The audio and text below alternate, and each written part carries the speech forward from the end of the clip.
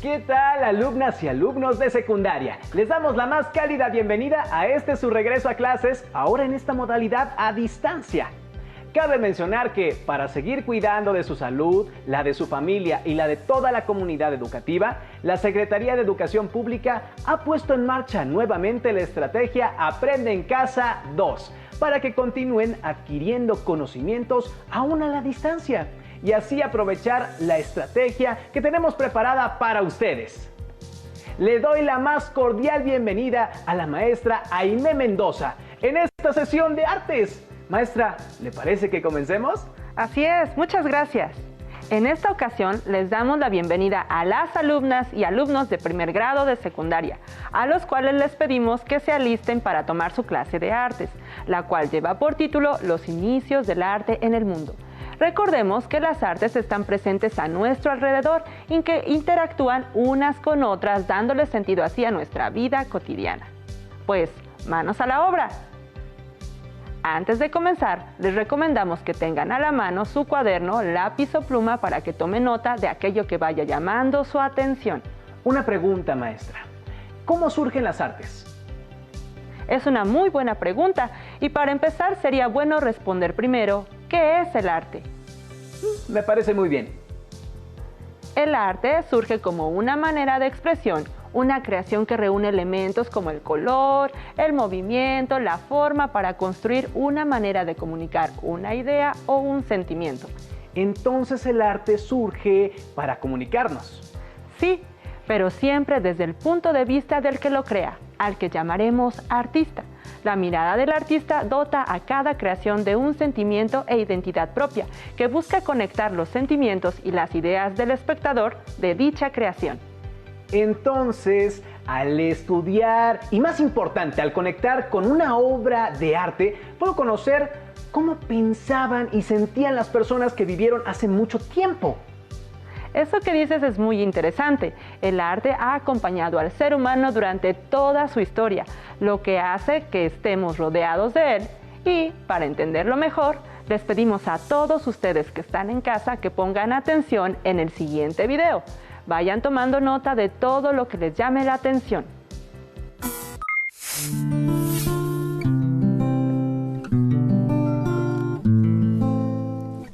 Vamos a responder a una pregunta clave, chicos. ¿Dónde hay arte? En el museo. Sí, efectivamente. El arte lo podemos encontrar en los museos. Sin embargo, no todos los museos son de arte. Hay museos de ciencia donde se han hecho colecciones de objetos que se consideran valiosos e interesantes y cuya exhibición tiene como propósito que el público los conozca. Por ejemplo, el Museo de Geología de la UNAM.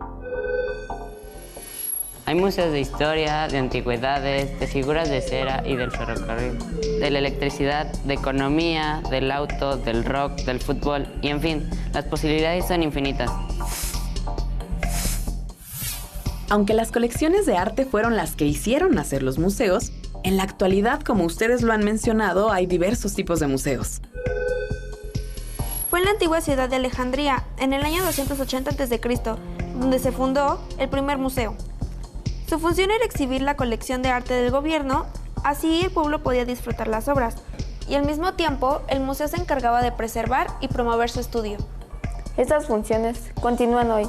Los museos resguardan, protegen y conservan obras de arte muy valiosas, así como objetos o monumentos históricos, con la finalidad de que puedan ser conocidas y contempladas por todos. Además, se realizan tareas de exhibición, investigación y difusión. México tiene excelentes museos de arte prácticamente por todo el país. Uno de los más emblemáticos es el MUNAL, el Museo Nacional de Arte, que resguarda obras de arte producidas en México entre la segunda mitad del siglo XVI y la primera mitad del siglo XX. Entre sus colecciones permanentes más importantes se encuentra la obra del formidable paisajista mexicano José María Velasco. Llamamos colección permanente a la que pertenece al museo y se exhibe todo el año. Los museos también tienen exhibiciones temporales, que solo están por un tiempo breve en ellos. El Museo Local de Artes e Industrias Populares de Pátzcuaro tiene importantes exposiciones temporales. Fue creado por el presidente Lázaro Cárdenas para reivindicar el valor económico y estético de los artesanos purépechas. Aunque cuenta con una exposición permanente, la obra artesanal indígena de todo el país ha visitado temporalmente sus salas, como una expresión de la riqueza cultural de México a lo largo del tiempo. A través de las obras artísticas y objetos culturales que encontramos en los museos, podemos comprender el modo de ver la vida de nuestra propia cultura y las otras, por muy remotas en el tiempo o en la geografía que se encuentren. En muchos sitios arqueológicos también encontramos museos, a los que se les llama museo de sitio, donde podemos observar a detalle todo lo que han encontrado los arqueólogos en sus excavaciones y estudios. Un buen ejemplo, entre muchos, es la impresionante zona arqueológica de Monte Albán, en el estado de Oaxaca, con su observatorio astronómico, su corredor de los danzantes y sus manifestaciones culturales únicas. Con frecuencia, el mismo museo puede ser una obra de arte. Es el caso de la Casa Museo Anahuacalli, cuyo edificio recuerda las formas de las ciudades antiguas de Teotihuacán y Palenque. Fue diseñada en la década de 1940 por el muralista mexicano Diego Rivera, para exhibir su colección de más de 60,000 obras de arte prehispánico. Actualmente también exhibe la obra del artista. Pero no solo encontramos arte en los museos, también hay galerías de arte donde, además de exhibir obras, se dedican a su venta. El mercado de arte es muy importante. Además de estos espacios, cualquier lugar se puede convertir en un lugar de encuentro entre un creador y un espectador.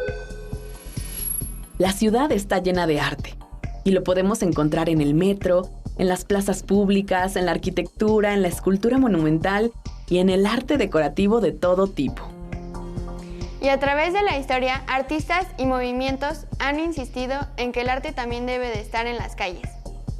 Un ejemplo es el muralismo mexicano, que concebía que el arte debía ser público, popular y con libre acceso a cualquier persona. Este movimiento artístico creó muchas obras en espacios públicos de afluencia masiva, como la UNAM o el Mercado Abelardo Rodríguez.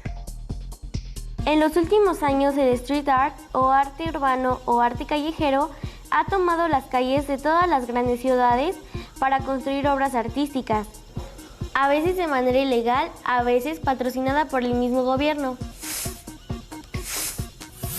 ¿Y a ti? ¿Qué obras de arte, monumento u objetos de nuestro patrimonio cultural te han gustado más? Pues maestra, de verdad que estamos rodeados de arte. ¿Y a ustedes, allá en casa, les quedó más claro?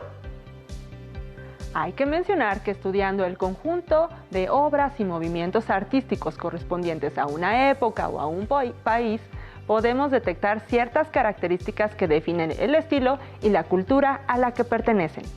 Entonces el arte no solo comunica, sino que también le da identidad a la época y a la civilización donde se creó. Exactamente.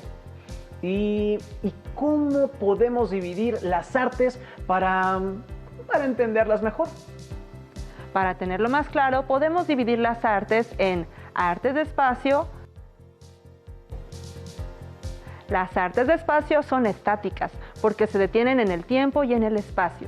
Son artes visuales y tangibles, es decir, se pueden ver o tocar, como la pintura, la escultura, la arquitectura y la fotografía. Entonces, maestra, ¿también puede ser el grabado? Así es, también el grabado pertenece al arte de espacio. Ahora, continuemos con las artes de tiempo, que son más dinámicas, pues ocurren en un determinado tiempo en el que son escuchadas o leídas. Por ejemplo, la música, la poesía y la literatura. A mí me gusta mucho escuchar música. ¿Habría alguna otra forma de dividir las artes, maestra? Sí, por supuesto. Por último, tenemos a las artes de espacio y de tiempo, que son aquellas que se materializan y se aprecian en un tiempo y un espacio determinado, como el caso de la ópera, el cine, la danza o el teatro. Ahora me va quedando más claro, maestra. Suena muy emocionante. Así es. En las siguientes cápsulas podemos ver cómo el arte ha estado presente en la humanidad desde hace mucho tiempo. Tengan a la mano su cuaderno, lápiz o pluma para que tomen nota de aquello que les parezca interesante. La pintura es una de las artes más antiguas de México. Se cree que la pintura rupestre más antigua de América es la encontrada en la llamada Sierra de San Francisco, cueva de la península de Baja California, con 7.500 años de antigüedad. Las esculturas, a través de sus poses, rasgos y gestos, hablan de momentos de la historia nacional. Me gustó observar que la pintura y la escultura son medios artísticos para registrar sucesos desde hace mucho tiempo en la humanidad. Y allá en casa, ¿qué les pareció? Ahora les pedimos que reflexionen al respecto de la siguiente pregunta. ¿Cómo creen que se relacionan las producciones artísticas con la manera en que se representa la vida cotidiana de un lugar y época? Lo más importante es entender la importancia y el significado del arte en la historia de la humanidad. Pero yo tengo una duda, maestra. A mí me gustaría preguntar, ¿en qué época de la historia apareció la música? Los orígenes de la música se desconocen, ya que en su inicio no se utilizaban instrumentos musicales para interpretarla, sino la voz humana o los sonidos hechos con el cuerpo, como aplaudir o golpear con las palmas en las piernas. ¿Así? ¿Ustedes en casa lo pueden intentar? ¡Qué buen ritmo! Aunque no tenemos mucha información, es natural pensar que la música se descubrió en un momento similar a la aparición del lenguaje.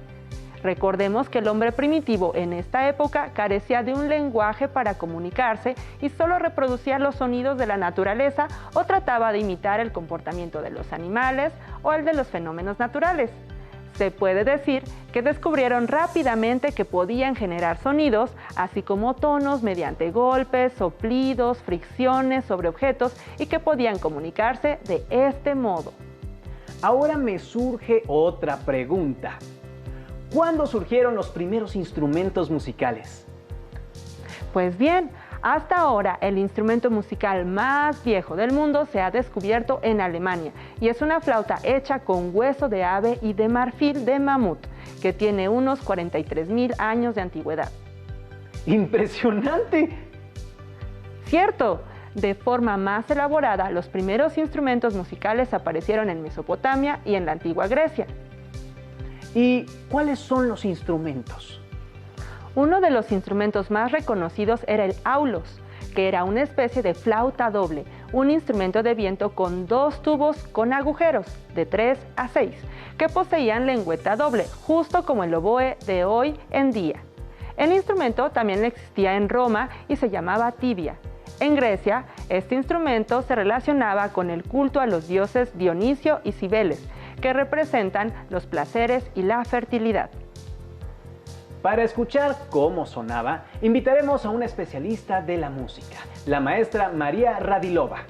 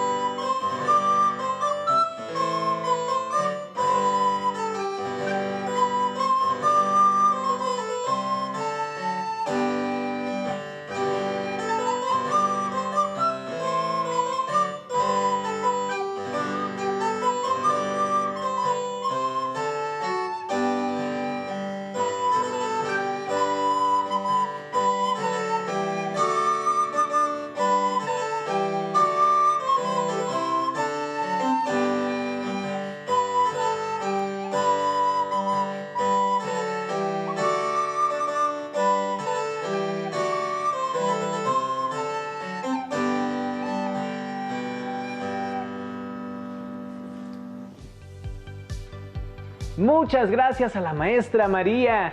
A mí me gusta mucho la música, porque cuando escucho un instrumento o una voz cantada, mi cuerpo se llena de sensaciones y mi mente de imágenes.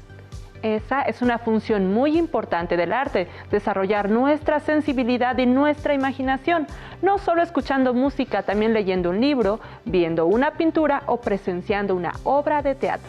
O también viendo una película. ¡Exacto! Los invito a que hagamos un pequeño ejercicio de creatividad. Vamos a escuchar una melodía en manos de la maestra María. Tomen su lápiz y su libreta y traten de convertir en dibujos aquellas imágenes que les pasen por su mente, así como las emociones y sensaciones que surjan mientras escuchen la música. Traten de hacer un collage de palabras e imágenes. No importa si saben o no dibujar. Lo importante es que expresen lo que sienten e imaginan. Inténtenlo. Ahora interpretaré Saraband de Georg Friedrich Händel.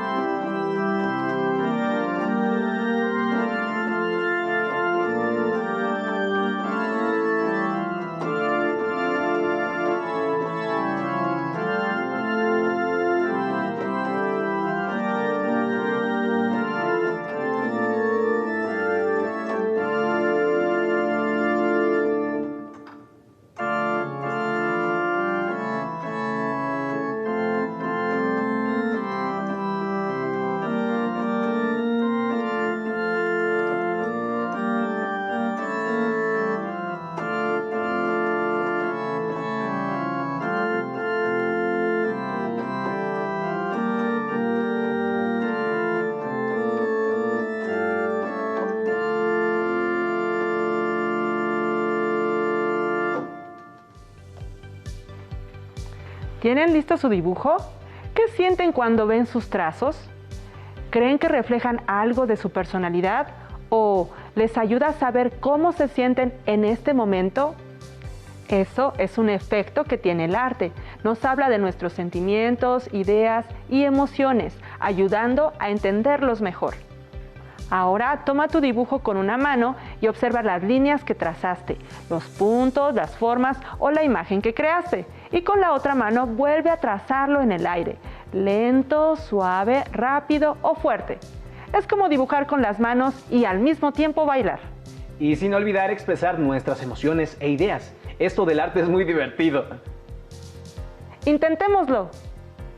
Con esta música tan agradable al oído y con tanto dibujo creado en nuestra imaginación y con nuestro cuerpo, parece que nuestro viaje está llegando a su fin. Así es. Nuestro viaje por hoy termina. Les invito a que anoten en su libreta qué les pareció la experiencia del día de hoy. ¿Qué les pareció convertir los sonidos en dibujos y los dibujos en movimientos con su cuerpo? Espero que lo hayan disfrutado. ¡Hasta pronto! Si tienes dudas o